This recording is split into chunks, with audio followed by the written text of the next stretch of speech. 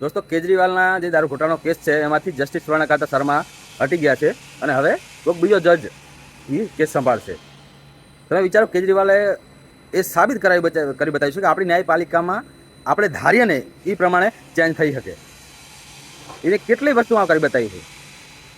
કેજરીવાલે સાબિત કરી બતાવ્યું કે આપણી ન્યાયપાલિકામાં કેટલા મતલબ છીંડા છે, બારીઓ છે જ્યાંથી છટકી શકાય છે. હવે તમે વિચારો કે આની પહેલાં જાણે જેલમાં હતો ને ત્યારે તમે જુઓ ને તો એના નહીં હોય ને તો દેશની અલગ અલગ કોર્ટમાં એક અઠવાડિયે બીજા અઠવાડિયે મતલબ ચાલુ કેસ રહેતા હતા કે સુનવાઈ માટે જાય કે જમાનત માટે જાય. તો શું દેશની અદાલતો પર બીજા કોઈ કેસ હશે જ નહીં? આમના જ વારે આવતા હતા. તો આવું કેમ?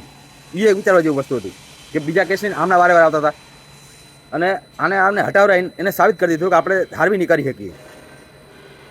હવે મજાની વાત એ છે કે એ તો હટી ગયા, ચલો હવે બીજો જજ આવશે અને એ આના વિરોધમાં જજમેન્ટ આપશે તો શું આ એમ કે બીજેપીનો માણસ સાબિત કરશે કે આરએસએસનો માણસ સાબિત કરશે?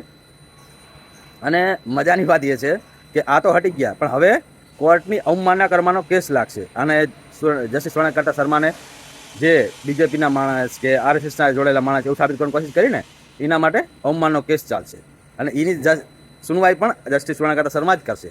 એટલે કેજરીવાલ હવે હરકતનો હલવો આવવાનો તમે જોઈજો. આ પછી એવું બની શકે અહીંયા હાથ જોડીને માફી માગી લે કે માફી કરી દો. કેજરીવાલને નવાઈ નથી ને, એ કેટલી વાર માફી માગી ચૂક્યો છે.